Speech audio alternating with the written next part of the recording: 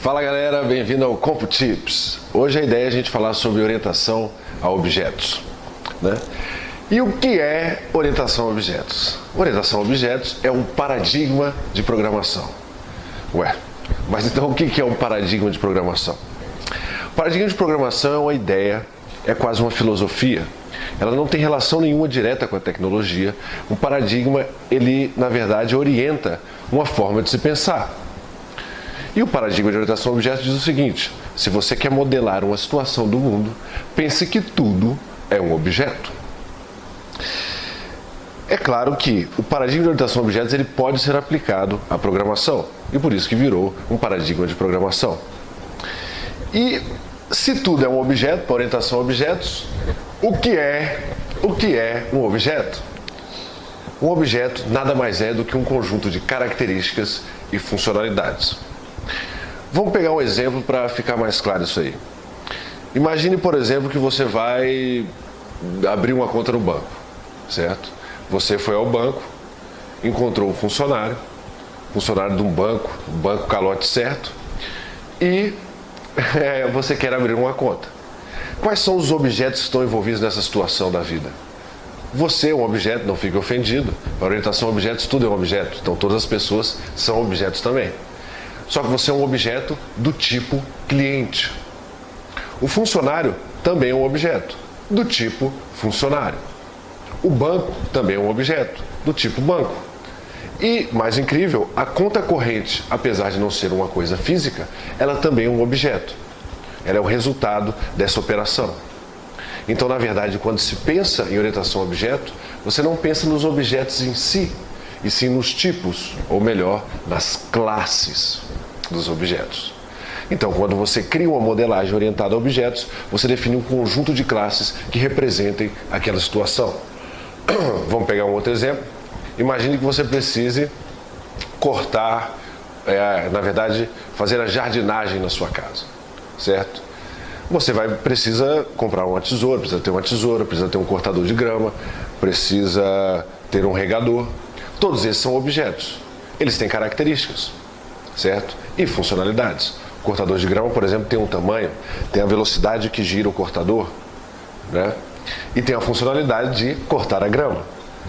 A tesoura também tem funcionalidade de cortar árvores, podar árvores. Tem um tamanho, tem a afiação da lâmina e assim por diante. Então, na verdade, qualquer objeto do mundo tem características. O importante saber é quais são as funcionalidades desse objeto que servem para a minha modelagem. Falando de ponto de vista mais prático, várias linguagens dão suporte à orientação a objeto. Vocês conhecem Java, C++, C#, PHP, Python e assim por diante.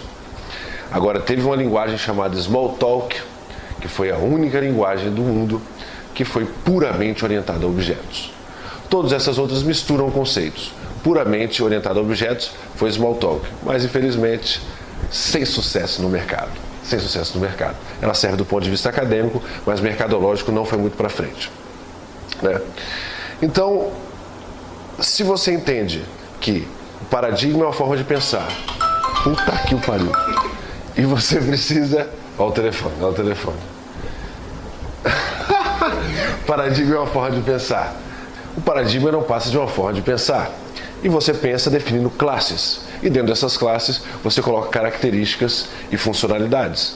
Acontece que as características costumam ser chamadas de atributos e as funcionalidades de métodos. Atributos e métodos. Classe, atributos e métodos. Então, basicamente, quando você modela orientado a objetos, você cria novos tipos de dados.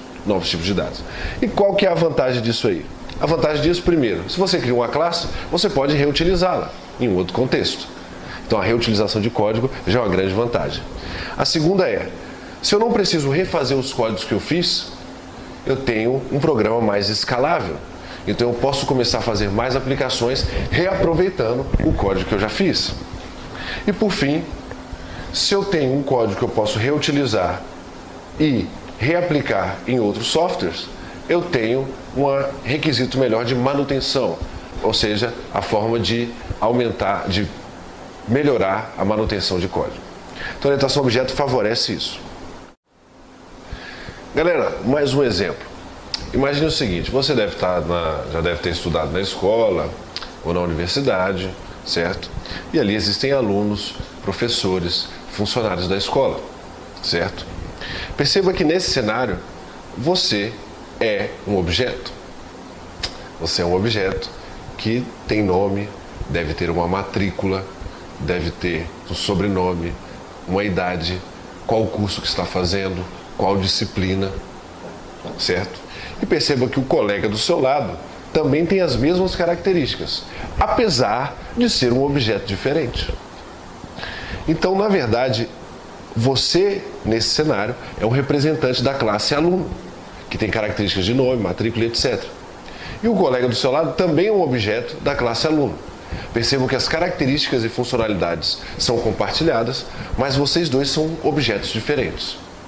Então são instâncias de uma mesma classe, mas os valores das características são diferentes. Certo? Qual é a função do aluno em sala de aula? É aprender, basicamente. E essa função você tem que ter, o colega do seu lado tem que ter. E o colega do outro lado tem que ter. E da outra turma tem que ter.